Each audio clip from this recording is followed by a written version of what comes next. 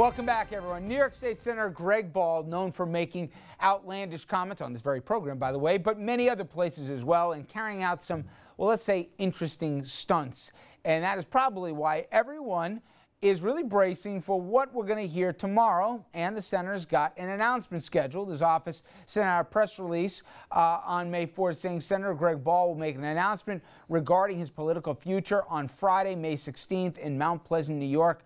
Now, sources close to RFL say there is word the state senator may not be seeking re-election. Also speculation he might be literally moving out of state. Well, Brian Fumagalli, editor of the Somers Record, Yorktown News, and Mayapack Record, he joins us now with more on this. And Brian, you really broke the story as to this isn't just, you know, Greg being crazy. There is a lot of unanswered questions, and it's got connections to the Moreland Commission that really might be having him say goodbye tomorrow. It seems that way. I mean, we reported, you know, on our websites, in one of our papers, we have 3 papers, on Tuesday, that he was not running for, he was going to announce on Friday that he's not running for elected office in New York at all this fall, and that he would indeed be moving to Texas.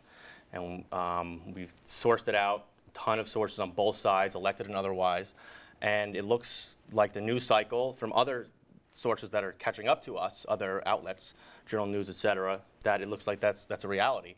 And the reason behind it, we've heard, is the Moreland Commission. I mean, the reports that came out that we had was that it was about $23,000 in questionable campaign spending, yep. But we're hearing that it could be a lot more than that. There were whispers within the last couple of weeks that he was polling for Putnam County executive, and that he was seeking a bigger office. I heard that he had a poll in the field and that he was winning going away, that if he was running for the county exec seat in Putnam, as you said, Andrew. Yeah. So is this kind of just like the last 72, 96 hours this story came out of left field, or no? Going back 2 months ago, it was obvious that he was either going to run, we thought, for Senate, for Putnam County executive going against Odell, or he was going to Texas. We didn't think that he was running for Senate at all 2 months ago. We said he's not doing it. He's not going to run again. And the poll that you referenced through the grapevine I heard was actually an old poll that he just threw out there. I didn't look at the poll. I can't speak to it.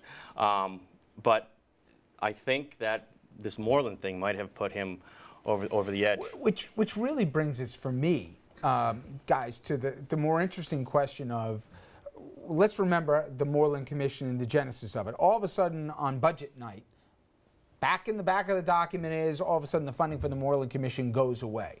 And then we all know the U.S. Attorney, Preet Bharara, says not so fast. Now, let's also remove the curtain here. Preet Bharara's got some political ambitions from everyone you talk to. He's Schumer's guy. He got appointed to the U.S. Attorney's position. For him to take on the sitting governor and question directly and verbally why this commission was shut down with so many unanswered questions. And now this could be potentially one offshoot. I don't want to get too ahead of the story.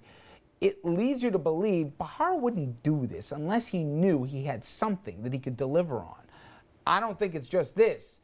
This could be a huge can of worms here where a lot of politicians, if the commission shut down, could have had some improprieties that at least they would have had to answer questions for.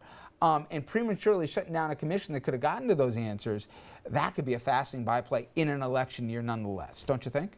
Oh, I think there's no question. This is the big elephant in the room, not party elephant now, but elephant being sized. Nice save. Go ahead. Yes, yeah. Well, it's both parties. Yeah, both parties.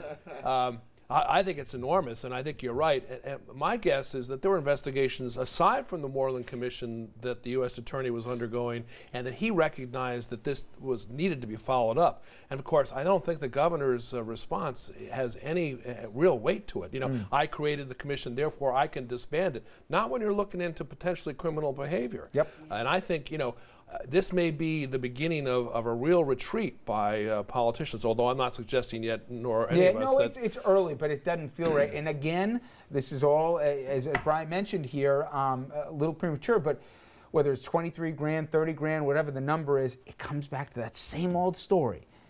Candidate, or they set up the election campaign funds, and then the funds go for something that they weren't intended for. It's like they never read 101, right? Well, you screw around with this, yeah. It seems to me that all, I don't want to say all, but a lot of politicians are doing agreeing with you. And yeah, and the thing is that it's hard to really tell Oh, it was for, I bought a campaign car. How do you tell if that's real or not with this cash? I mean, and he said, I don't know where you right, go with it. that he purchased suits that were used in commercials from Brooks Brothers and the Banana Republic that were used for commercials. Greg didn't buy a car, but I was using it. Yeah. But my question is, why 10 days out and why in Mount Pleasant? That to me was the most baffling part of this entire thing. Was 10 days out home turf, and Astorino's home turf, not his own. What do you think about that? Well, when I first heard it, I said, "What is he doing? This is nutty. Is there a way that he's running for governor? Cut a deal with what we spoke to before. Cut a deal with Cuomo to muddy the waters against Astorino. Because he's been very kind to Cuomo. That seems to me like fantasy land. Let me just go on a limb for a second. Don't write this guy's funeral just yet. I agree. He is so unpredictable that God only knows what he may announce. Why Mount Pleasant? That's a very good question. And 10 don't forget, remember he claimed with the dead goat and that the, what was the Latin American gang that he said it was? Oh, God. But get Brodsky to tell you that story. He's been such a self-promoter and such a quick climber in New York State politics. If he's up and moving to Texas, to me that feels like he's fleeing something. For $30,000 of suits? Maybe there's more. I agree with Dominic. But you're really not fleeing by going to Texas.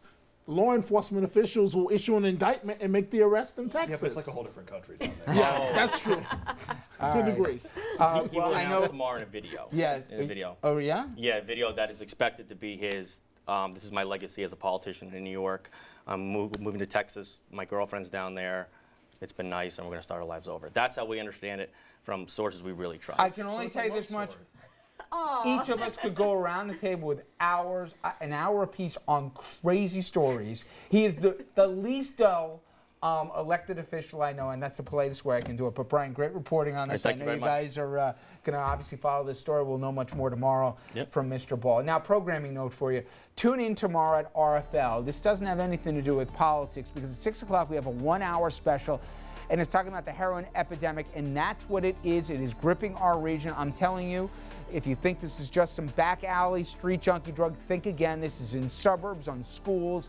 It has really exploded. We'll be talking to law enforcement folks who are on the front lines of this, drug counselors, parents who've lost kids, recovering addicts, everybody in this entire narrative, and it is a crisis in every sense of the word. Again, that is tomorrow at 6 p.m. And as always, we encourage you to be part of our program. So please, if you or someone you know or love is battling the addiction or has fought through this, please share your stories with us, and you can go to Facebook or Twitter to do just that. We'll be right back, everyone, on RFL. Please stay with us.